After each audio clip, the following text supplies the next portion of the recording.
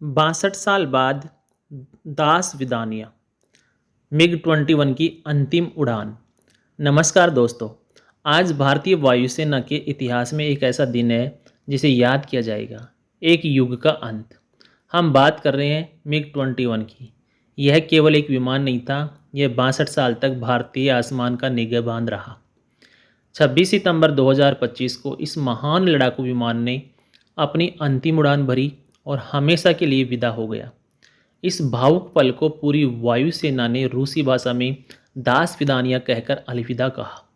मिग-21 ने अपनी आखिरी उड़ान चंडीगढ़ एयरबेस से भरी। यह सिर्फ एक रूटीन रिटायरमेंट नहीं, बल्कि एक योद्धा को सम्मानजनक विदाई देना था। सोचिए, 62 साल। इसने कई पीढ़ियों के पायलटों को प्रशिक्षित किया। 1965, 1971 और कारगिल जैसे युद्धों में देश की रक्षा की। यह भारत की हवाई शक्ति का एक ऐसा प्रतीक रहा है जिसने 60 के दशक से लेकर 2010 के दशक तक आसमान में हमारी पकड़ बनाए रखी। मिग-21 सुपरसोनिक लड़ाकू जेट व इंटरसेप्टर को 1963 में वायुसेना में शामिल किया गया था। बाद में वायुसेना ने 870 से अधिक मिग-21 खरीदे। मिग-21 क्यों इतना खास था जानते हैं? क्योंकि ये भारत का पहला सुपरसोनिक फाइटर जेट था, यानी ध्वनि की गति से भी तेज उड़ने वाला विमान। इसने भारत को दुनिया के उन चुनिंदा देशों की कतार में खड़ा कर दिया जिनके पास ऐसी हवाई ताकत थी। मिग-21 सोवियत संघ रूस की देन था, इसलिए इस विमान को विदाई भी रूसी भाषा में दी गई। दास विदानिया का मतलब उसी भाषा में अलविदा या फिर मिलेंगे होता है। यह सम्मान इस विमान की अमूल्य सेवा को दर्शाता है। अब सवाल यह है कि भारतीय वायुसेना में मिग-21 की रिटायरमेंट के बाद इसकी जगह कौन ले रहा है? वायुसेना अब आधुनिकीकरण की ओर तेजी से बढ़ रही है।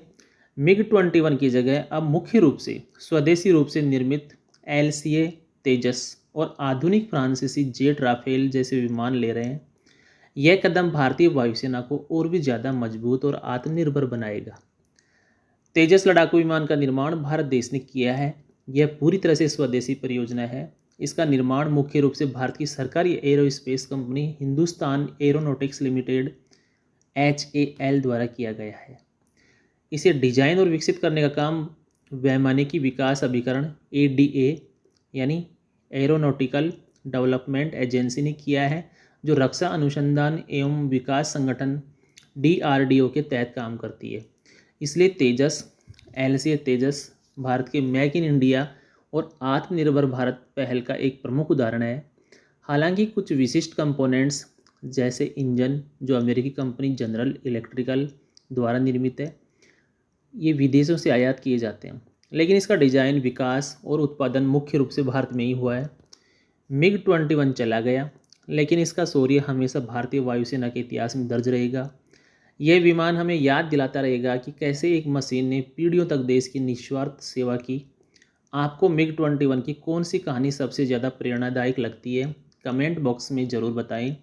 वीडियो को लाइक करें और सामान्य ज्ञान और समसामयिकी से जुड़ी ऐसी ही कहानियों के लिए हमारे चैनल को सब्सक्राइब अवश्य करें। जय हिंद, जय भारत।